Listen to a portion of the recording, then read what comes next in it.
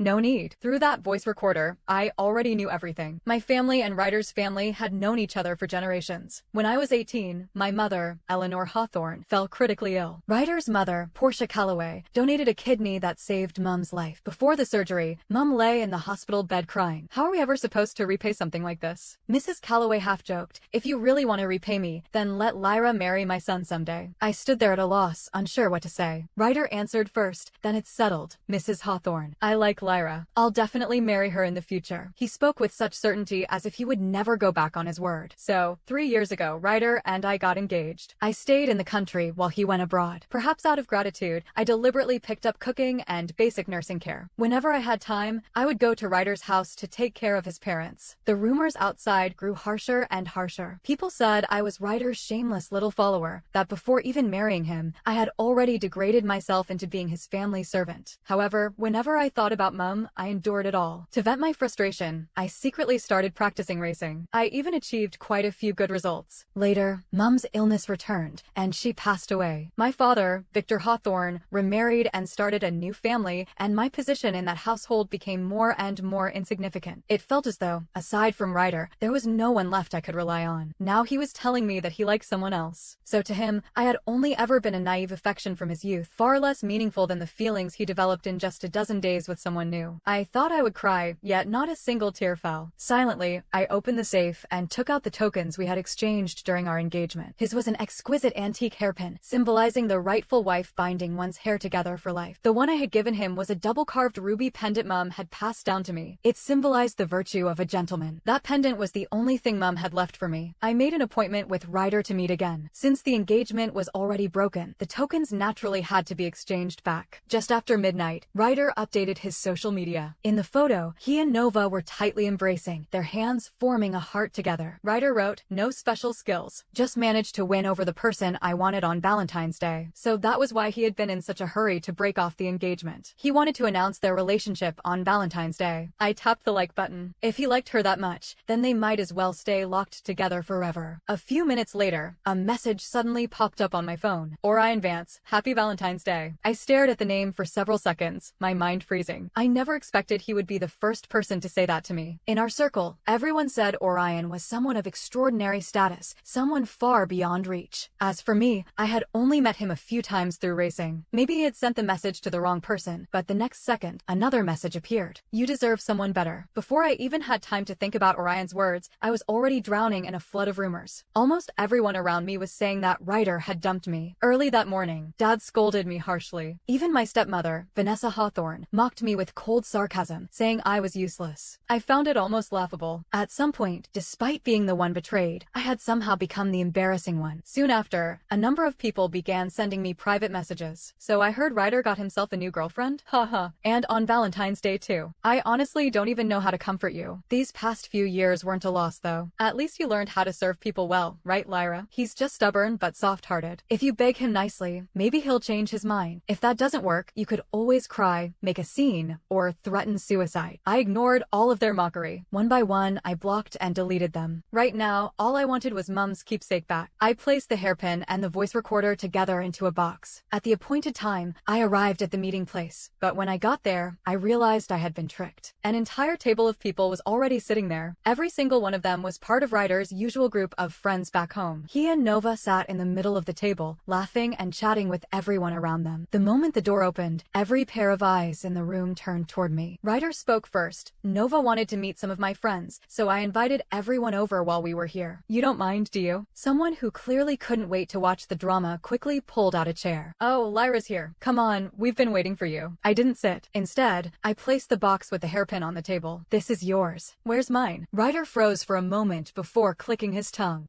Damn. I forgot. Then please mail it to me as soon as possible. I have somewhere else to be. I had just turned to leave when Nova stepped in front of me. Lyra, don't go yet. If you leave now, everyone will think I'm the other woman. She frowned slightly, putting on an innocent expression. I smiled. Aren't you? The private room fell silent. Nova's face stiffened, her expression turning sour. Ryder shot me an irritated look. Sit down, Lyra. I'll call the driver and have him bring it over. While we waited for the driver, the atmosphere gradually warmed up again. Ryder had been right. Nova was bold and flamboyant, speaking with effortless confidence. Before long, she had become the center of attention. Someone asked eagerly, Nova, I heard you worked as a grid girl abroad. Tell us what that was like. Her excitement immediately grew.